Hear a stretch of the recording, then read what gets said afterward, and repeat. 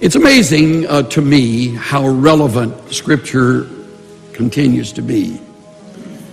By the way, you don't make the Bible relevant when you preach or when you teach. The Bible is relevant. You help people see how relevant it is. And we'll see that here. The principles are just timeless as they are true.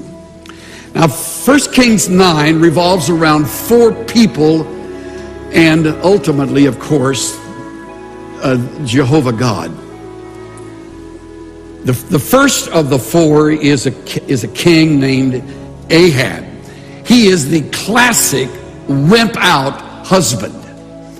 He is the weak-kneed, hen-pecked husband of this woman he's married to named Jezebel. She is the classic dominating wife. They're sort of the Bonnie and Clyde of the Old Testament. Ahab and Jezebel. Ahab falls apart under pressure, ultra dependent on his wife, and needing her to sort of carry him through. And of course, Jezebel takes matters into her own hands and does the job her way and relies on the flesh start to finish. They're quite a couple. And of all things, they are living in the era of one of the greatest of all prophets named Elijah, on whose life God's hand rests firmly. Now, Ahab, beginning at verse 1, told Jezebel all that Elijah had done. And that just fits Ahab's style.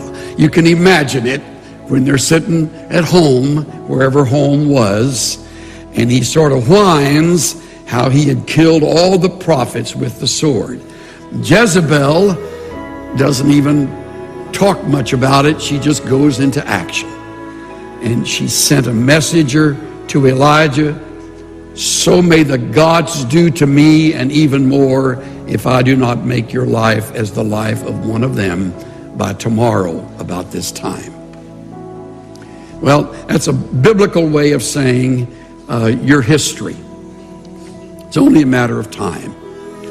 And you have the audacity to kill our prophets. It's curtains. And Ahab doesn't step in, doesn't make any change in the plan. Jezebel leaves that threat on Elijah. And the first 4 words of verse 3 tell us how he handled them. He was afraid. It's the first time you read of Elijah's fear. I mean, he's willing to stand against the gods of Baal, or the god Baal, and all of the prophets of Baal. He is willing to call down fire from heaven on the altar. And there's no fear in front of all of them, but this catches him completely off guard. That's how it happens, by the way. Discouragement comes in a surprising way, delivered through a back door, unexpected messenger. By the way, I've been reading my good friend Gary Smalley's latest book, Change Your Heart, Change Your Life. And in it, Gary does a good job sort of analyzing our emotions.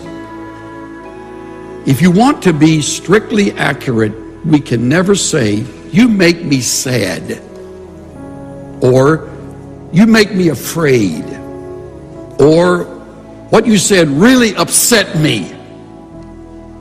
Not one of these statements, but others like them, is ever true. What happens to you, or even what someone does to you, never makes you happy or sad. And we would say in this case, or afraid. There is a step between now don't miss this, between the event and the emotion. that is the true cause of how you feel.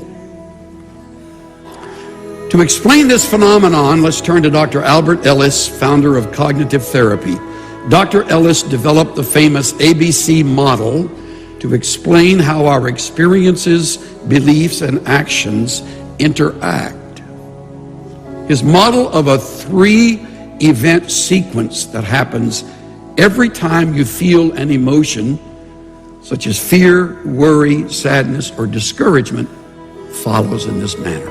A, the event happens to you, good or bad. B, what you think about the event that happens to you. C, the feelings that follow what you think of the event. So you have the event, then you have what you think about the event. That's what triggers the emotions. Here's how the interaction between belief and action works. When the event happens to you, your brain perceives the experience through one or more of your 5 senses in a matter of milliseconds. So fast you're not aware of the procedure, your brain processes the experience using information stored in your subconscious mind, which, as previously stated, I like to call your heart, a term we all understand. Your heart interprets the experience by the information it has stored within it. That information produces your feelings about the experience, and your feelings produce your resulting action. Now, I'm no psychologist, don't pretend even to be an armchair student of much of that. I just know when I read that, it makes sense. The event that happened to Elijah is clear. There's a threatening statement Jezebel makes. She says, you're not going to live much beyond the next 24 hours, in so many words. And then we read, he's afraid. What we don't read is the millisecond of information, or the passing of information through the subconscious of his brain that causes him to be afraid. Because before chapter 18 is one of the greatest models of courage in the Old Testament, if not all of time. But now he's afraid. Before he stood against all those prophets.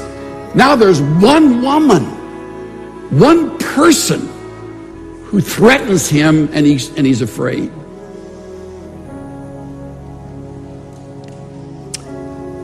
When you analyze this kind of thing, you realize you have been there. And as I began to do that, and I read what he does about his fear, verse 3, he arose, ran for his life. His life is in God's hands. He knows that. But he's momentarily paralyzed.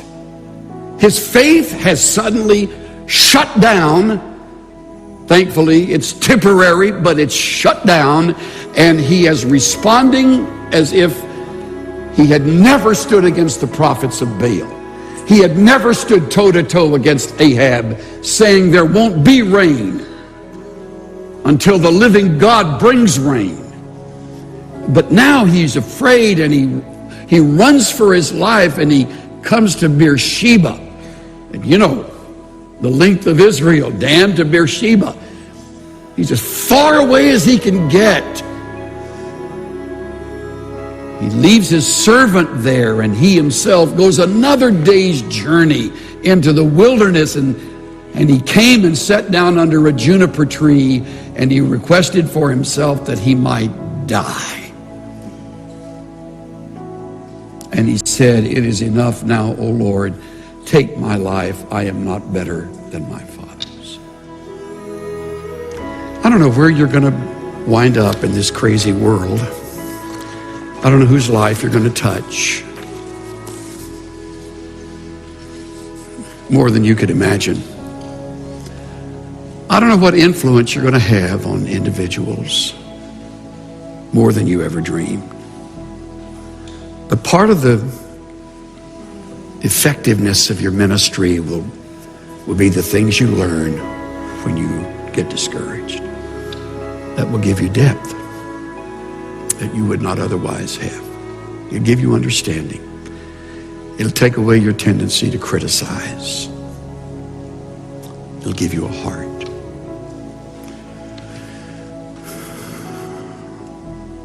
May God hold you close in the slough of despond.